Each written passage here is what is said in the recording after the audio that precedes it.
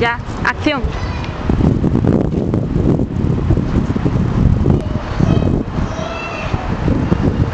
Estamos ahora debajo de un puente por donde pasa la gente por arriba.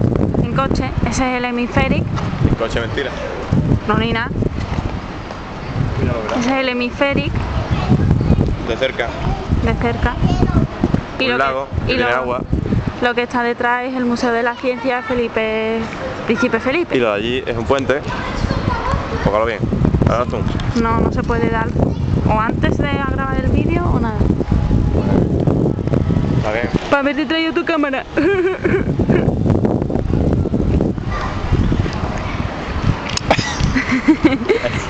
¿Qué te has haciendo una foto? No. Mira qué bonito.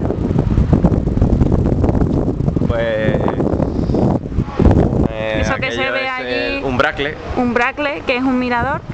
A mirateur. Que luego nos haremos un montón de fotos, porque hoy toca el bus fotográfico.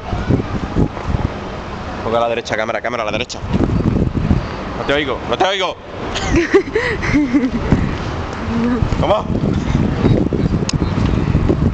Vamos a ponernos aquí para ver el Palau de les Arts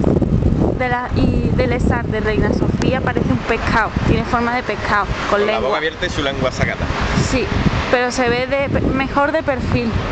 Desde aquí abajo no se ve apenas. Carlota en valenciano es zanahoria. Es registrado. Mira, por la boca. Creo que lo has dicho al revés. Zanahoria en valenciano es Carlota. No, Carlota en valenciano es zanahoria. Pescado. Esa sería la lengua, lo que se ve por en medio. Y nuestro guardia. Y el guardia está ahí, aunque no se ve.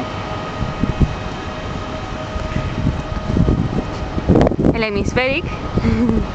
José Luis haciendo el tonto. Mira, póngale. Aquí en Valencia, que nada más que hay rascacielos. Edificios feos.